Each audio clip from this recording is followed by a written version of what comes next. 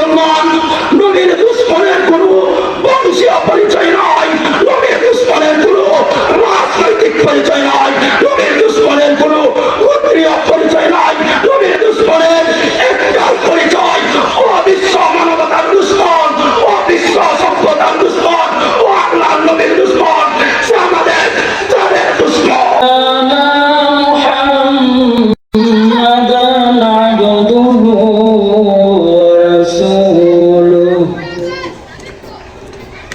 সাল্লাল্লাহু তাআলা আলাইহি ওয়া আলা আলিহি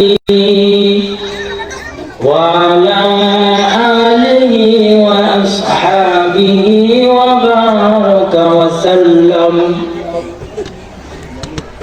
আরসালাহু বিল হাক্কি বাশীরান ওয়া নাযীরা ওয়া দাঈয়ান ইলাল্লাহি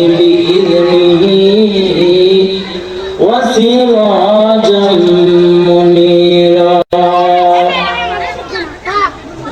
أما بعد فأعوذ بالله من الشيطان الرجيم. بسم الله الرحمن الرحيم. حتى إذا الموت قال رب ارجعون. صدق الله مولانا العظيم وصدق رسوله النبي الأمي الكريم ونحن على ذلك من الشاهدين والشاكرين والذاكرين والحمد لله رب العالمين. الحمد لله. গোদারচালা নূরে মদিনা আদর্শ মহিলা মাদ্রাসার উদ্যোগে আয়োজিত মুফতি মাহফিলের মুহতারাম সভাপতি, প্রধান অতিথি, বিশেষ অতিথি, প্রধান বক্তা, বিশেষ বক্তাবৃন্দ, জাতির রাহবার, জাতির মুকুট হযরত উলামায়ে কেরাম, আমার সামনে উপবিষ্ট যুবক ভাইয়েরা, বৃদ্ধ বাবাজিরা, পর্দার অন্তরালে অবস্থানরত শ্রদ্ধেয় সম্মানিতা মা ও বোনেরা, আল্লাহ পাক রব্বুল আলামিনের দরবারে অসংখ্য অগণিত শুকরিয়া যে মহান রব্বুল আলামিন এই ফিতনা ফাসাদের জামানায় লাখো কোটি মানুষ থেকে বাছাই করে জান্নাতি বাগান, জান্নাতি মজলিসে আসার এবং বসার তৌফিক দান করেছেন। এই নিয়ামতের শুকরিয়া আদায়ার্থে বলি আলহামদুলিল্লাহ। লাখো কোটি দুরূদ ও সালাম বিশ্ব মানবতার মুক্তির দূত, সর্বকালের সর্বশ্রেষ্ঠ মহামানব হযরতে মুহাম্মদুর রাসূলুল্লাহ সাল্লাল্লাহু আলাইহি ওয়াসাল্লামের উপর। মুহতারাম হাজিরিন, আমি আপনাদের সামনে আজ যে বিষয়ে আলোচনা করব, এমন একটি বিষয় যে বিষয়ের সাথে সকলেরই পরস্পর, আমাদের সকলেরই ওই বিষয়ের দিকে একদিন যেতে হবে। সেই বিষয়টা হলো মৃত্যু। মানুষের মৃত্যু কিভাবে হবে? আল্লাহ রাব্বুল আলামিন কোরআনে কারীমের মধ্যে বলে দিয়েছেন, কুল্লু নাফসিন যায়িকাতুল মাউত, প্রত্যেকটা প্রাণীর মৃত্যুর স্বাদ গ্রহণ করতে হবে।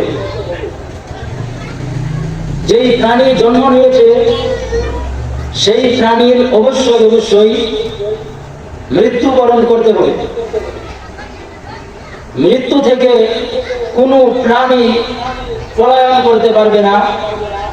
মৃত্যু থেকে কোনো প্রাণী, সেটা মানুষ হোক, সেটা পশু হোক, সেটা জঙ্গলের হিংস্র প্রাণী হোক, অথবা আকাশে ওড়ে গাছ গাছায় থাকে এমন পশু পাখিও যদি হয়, সব প্রাণীরই একদিন মৃত্যুর শ্বাস গ্রহণ করা যায়। আত্মীয় স্বজন, মা বাবা, কত মানুষকে নিজের হাতে দাফন করেছি, কত মানুষের লাশ আমি নিজের হাতে দাফন করে রেখেছি কবরের মধ্যে। একদিন তো এমন হবে, মালাকুল মাউত হযরত আজরাইল আলাইহিস সালাম আমার জানটা কবজ করে নেবে। আমার জানটা কবজ করা হয়ে যাবে, আমার এলাকাবাসী সবাই আমার লাশটা দেখতে আসবে, সবাই আমার লাশ দেখতে আসবে। ঘোষণা হয়ে যাবে অমুকের ছেলে অমুক মারা গেছে। সবাই আমার লাশটা একটা নজর দেখার জন্য আসবে। ছেলে সন্তান আপনজন যারা আছে সবাই কান্নাকাটি করবে। আবার কিছু লোক আমার লাশ দাফন করার জন্য ব্যবস্থা গ্রহণ করবে। কবরের মধ্যে লাশ রাখতে হবে। বেশি সময় বাড়ির মধ্যে যদি লাশ রাখি তাহলে দুর্গন্ধ শুরু হয়ে যাবে, বেশি সময় রাখা যাবে না।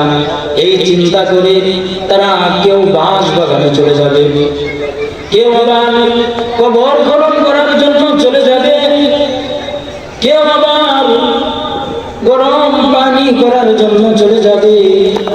এক একজন এক এক কাজে ব্যস্ত হয়ে যাবে, কিন্তু আমার লাশটা নিথুর হয়ে পড়ে থাকবে।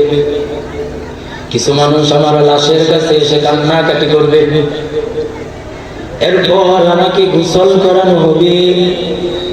গোসল করানোর পর সবাই আমার লাশটা কাঁধে তুলে নিয়ে চলে যাবে কবরের দেশে। সবার মুখ থেকে একটা আওয়াজ হবে, মিনহা খলাকনাকুম ওয়া ফিহা নুঈদুকুম ওয়া মিনহা নুখরিজুকুম তারাতান উখরা। এই আওয়াজটা সবার মুখ থেকে উচ্চারিত হবে।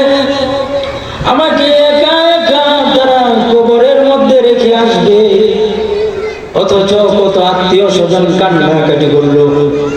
আমার আদরের মেয়েটাও বললো না যে বাবাকে কবরের মধ্যে রেখে আইসো না, আমার সাথে রেখে দাও। গোসল করানো হবে। গোসল করানোর পর সবাই আমার লাশটা কাঁধে তুলে নিয়ে চলে যাবে কবরের দেশে। সবার মুখ থেকে একটা আওয়াজ হবে, মিনহা খলাকনাকুম ওয়া ফিহা নুঈদুকুম ওয়া মিনহা নুখরিজুকুম তারাতান উখরা। এই আওয়াজটা সবার মুখ থেকে উচ্চারিত হবে। আমাকে একা একা তারা কবরের মধ্যে রেখে আসবে, অথচ কত আত্মীয় স্বজন কান্নাকাটি করলো। আমার আদরের মেয়েটাও বললো না যে বাবাকে কবরের মধ্যে রেখে আইসো না, আমার সাথে রেখে দাও। আদরের সন্তানগুলো কিন্তু বললো না যে আমার বাবাকে ওই অন্ধকার কবরের মধ্যে বাঁশ বাগানের মধ্যে একা একা রেখে আসবা, আমার বাবা কিভাবে থাকবে। এই কথাগুলো আমার সন্তান আদি আপনজন যাদেরকে দেখি দুনিয়ার মধ্যে, এরা কেউ এই কথা বলবে না, বরং তারা কবরের মধ্যে রেখে চলে আসবে। এরপর আমার আপনার অবস্থা কি হবে? ওই কবরের মধ্যে আমার আপনার অবস্থা কেমন হবে? কবরের মধ্যে প্রথম দিন ফেরেশতারা এসে বলবে, মার রব্বুকা ওয়া মান দীনুকা ওয়া মান নাবিয়ুকা। তোমার রব কে, তোমার ধর্ম কি। আর আল্লাহ রসুল হযরত মুহাম্মদুর রাসূলুল্লাহ সাল্লাল্লাহু আলাইহি ওয়াসাল্লামকে দেখিয়ে বলবে, আল্লাহ রসুল হযরত মুহাম্মদুর দীনুকা ওয়া মান নাবিয়ুকা, তোমার রব কে, তোমার ধর্ম কি। আর আল্লাহ রসুল হযরত মুহাম্মদুর রাসূলুল্লাহ সাল্লাল্লাহু আলাইহি ওয়াসাল্লামকে দেখিয়ে বলবে যে এই যে দেখো, এই লোকটাকে চিনো নাকি, যাকে তোমাদের নিকট রাসূল হিসাবে প্রেরণ করা হয়েছিল। যদি কবরবাসী জান্নাতি হয় তাহলে সে বলবে রব্বি আল্লাহ, আমার রব একমাত্র আল্লাহ, আমার রব একমাত্র আল্লাহ,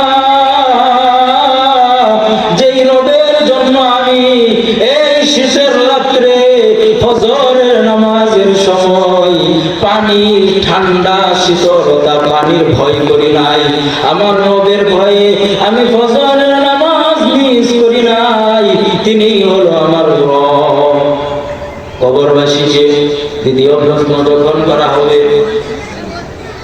যে তোমার ধর্ম কি, সে বলবে আমার ধর্ম হলো ইসলাম, যদি সে ইমানদার হয়। এরপর দ্বিতীয় প্রশ্ন বলবে যে এই রাসূলটাকে, এই লোকটাকে তুমি চিনো নাকি।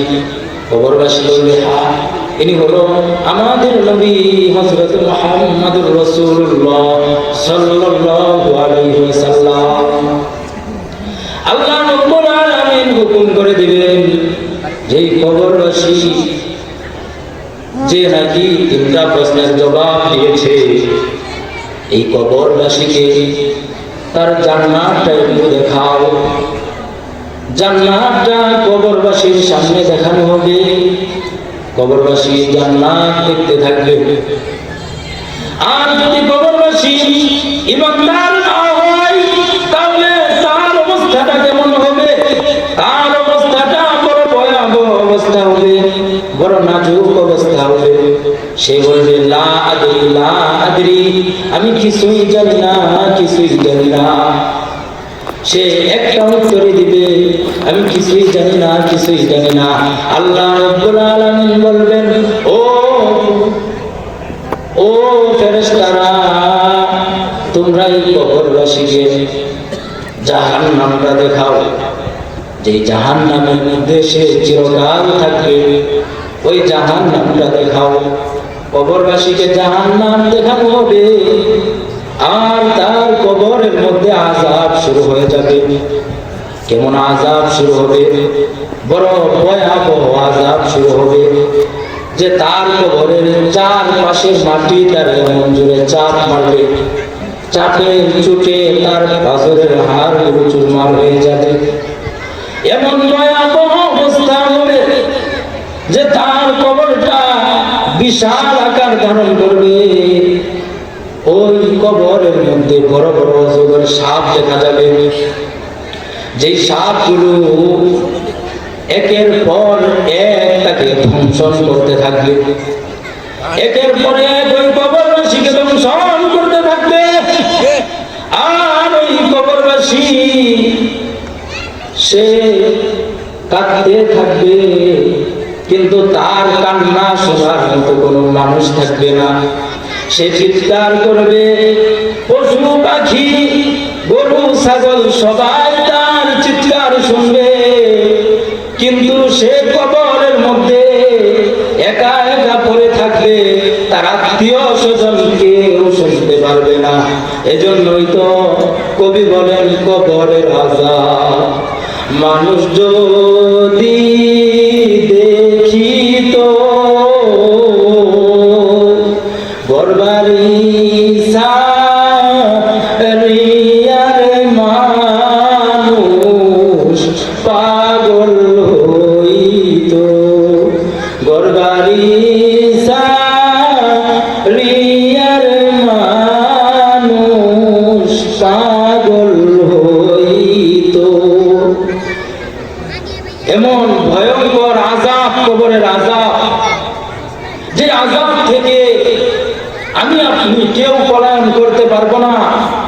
ওই আযাব থেকে দুনিয়ার যত রাজা বাদশাহ, যত ধন সম্পদ ওয়ালা আছে, কেউ ওই কবরের আযাব থেকে পলায়ন করতে পারবে না।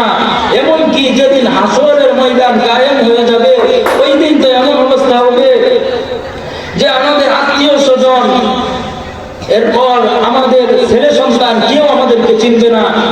আল্লাহ তাআলা কোরআনের মধ্যে স্পষ্ট বলে দিয়েছেন, ইয়াউমা ইয়াফিরুল মার'উ মিন আখিহি ওয়া উম্মিহি ওয়া আবিহি ওয়া সাহিবাতিহি ওয়া বানিহি লিকুল্লি ইমরিইন মিনহুম ইয়াউমা ইযিন শা'নুন ইউগনি। যে হাসরের ময়দানের বিভীষিকাটা এমন হবে যে ওই দিন নিজের সন্তান বাবা থেকে পলায়ন করতে থাকবে, নিজের ভাই নিজের বোন থেকে পলায়ন করতে থাকবে, নিজের আত্মীয় স্বজন যারা আছে তারা তো চিনবেই না। কারণ যারা আপন আমাদের, যাদেরকে এত মহব্বত করি, নিজের স্ত্রী, এই সব কিছু আমার থেকে ওই হাসরের ময়দানের বিভীষিকাটা দেখে পলায়ন করতে থাকবে। আর তারা অস্বীকার করবে যে না না, দুনিয়ার মধ্যে তোমার সাথে আমার পরিচয় ছিল না। তো এমন এক ভয়াবহ অবস্থা হাসরের ময়দানে শুরু হয়ে যাবে। ওই দিন কেউ কারো আপন থাকবে না, সবাই থাকবে আমাদের পর। এমনকি শুধু ওই দিন আমাদের পয়গম্বর হযরত মুহাম্মদুর রাসূলুল্লাহ সাল্লাল্লাহু আলাইহি ওয়াসাল্লামকে আমরা আপন হিসাবে পাবো। ওই দিন রসুলকে পাবো, এই জন্য রসুলকে মহব্বত করা আমাদের দরকার। কারণ যেই দিন আমার সন্তান, যেই দিন আমার আত্মীয় স্বজন, যেই দিন আমার স্ত্রী, যেই দিন আমার মা বাপ কেউ আমাকে চিনবে না, ওই দিন আমার রসুল আমাকে চিনবে। ওই রসুলের জন্য, ওই রসুলকে ভালোবাসার জন্য আমাদের সদা সর্বদা প্রস্তুত থাকবেন। পয়গম্বর হযরত মুহাম্মদুর রাসূলুল্লাহ সাল্লাল্লাহু আলাইহি ওয়াসাল্লামকে আমরা আপন হিসাবে পাবো। ওই দিন রসুলকে পাবো, এই জন্য রসুলকে মহব্বত করা আমাদের দরকার। কারণ যেই দিন আমার সন্তান, যেই দিন আমার আত্মীয় স্বজন, যেই দিন আমার স্ত্রী, যেই দিন আমার মা বাপ কেউ আমাকে চিনবে না, ওই দিন আমার রসুল আমাকে চিনবে। ওই রসুলের জন্য, ওই রসুলকে ভালোবাসার জন্য আমাদের সদা সর্বদা প্রস্তুত থাকতে হবে। ওই রসুলের জন্যই ভালোবাসা দিতে হবে, ভালোবাসা উজাড় করতে হবে। দুনিয়ার আর কারোর জন্য ভালোবাসা উজাড় করা যাবে না। আরে এখন এমন অবস্থা হয়েছে যে রসুলের সুন্নাত আমরা পালন করি না। রসুল আমাদেরকে যে সুন্নতটা পালন করতে হুকুম করেছেন, যে রসুলের দাড়ি, অনেকেই দাড়ি কেটে ফেলে, অনেকেই নিজের স্ত্রীর কথা শুনে দাড়ি কেটে ফেলে। স্ত্রী বলে যে তোমাকে দাড়ি রাখলে সুন্দর দেখা যায় না, এই কথা শুনে অনেক রসুলকে ভালোবেসে থাকি, বিন্দু মাত্র ভালোবেসে থাকি, তাহলে পয়গম্বর এক চুল পরিমাণও জান্নাতে যাবে না তার উম্মতকে জাহান্নামে রেখে। মুহতারাম হাজিরিন, ওই হাসরের ময়দানের বিভীষিকাময় অবস্থা, বড় ভয়াবহ অবস্থা হবে। ওই দিন সবাই কিন্তু বাঁচতে পারবে না। ওই দিন হাসরের ময়দানের বিভীষিকাটা বড় ভয়াবহ অবস্থা হবে। দেখেন, আমরা ওই দিন শুধু বাঁচতে পারবো পয়গম্বরের সাথে যদি দুনিয়ার মধ্যে মহব্বত রাখি, দুনিয়ার মধ্যে যদি ভালোবাসা রাখি, তাহলে একমাত্র আমরা রসুলের শাফাআত পাবো। মুহতারাম হাজিরিন, তাহলে রসুলের সাথে ভালোবাসা রাখতে হবে, রসুলের প্রতি মহব্বত রাখতে হবে। বড় দুঃখের ব্যাপার, বড় কষ্টের ব্যাপার। আজ বাংলার জমিনের দিকে তাকিয়ে দেখেন, বাংলার বিভিন্ন অঞ্চলের মধ্যে, বিভিন্ন জায়গায়, সারা পৃথিবীর মধ্যে, বিভিন্ন দেশের মধ্যে, বিভিন্ন জায়গায় দেখেন, আজ সারা পৃথিবীর অনেক জায়গায় আমার পয়গম্বরকে নিয়ে কটূক্তি করা হয়। আর মুসলমানেরা চুপ করে ঘরে বসে থাকে। এটা পয়গম্বরের প্রতি ভালোবাসা হতে পারে না। মুহতারাম হাজিরিন, আজ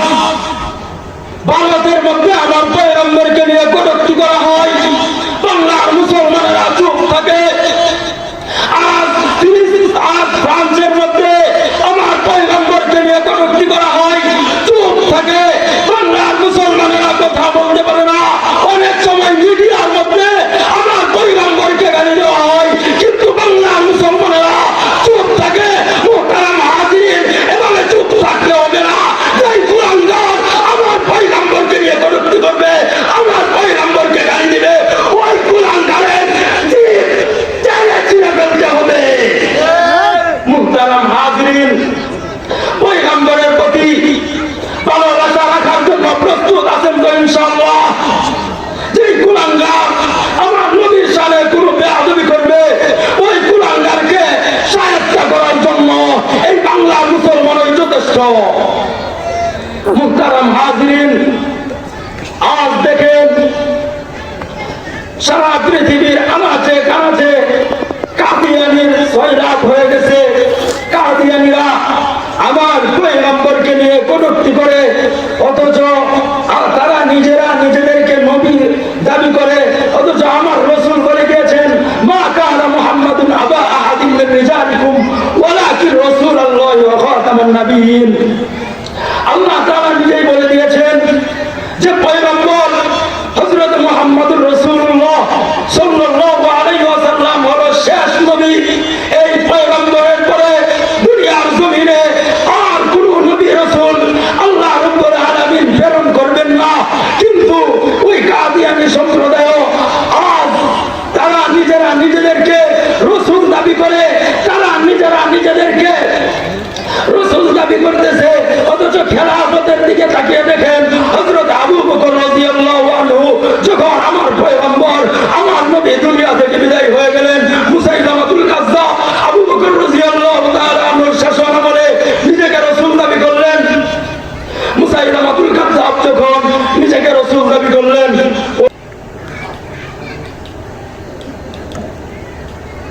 মুহতারাম হাজিরিন, মুসাইলামাতুল কাজ্জাব যখন নিজেকে নবী দাবি করেছিলেন, আবু বকর রাদিয়াল্লাহু তাআলা আনহু খালিদ বিন ওয়ালিদ রাদিয়াল্লাহু তাআলা আনহুকে বলেছিলেন, ও খালিদ, যাও, যেই কুলাঙ্গার, যেই মুসাইলামাতুল কাজ্জাব আজ আমার পয়গম্বর দুনিয়ার মধ্যে না থাকায় সে নিজেকে রাসূল দাবি করছে, তুমি গিয়ে সেই কুলাঙ্গারের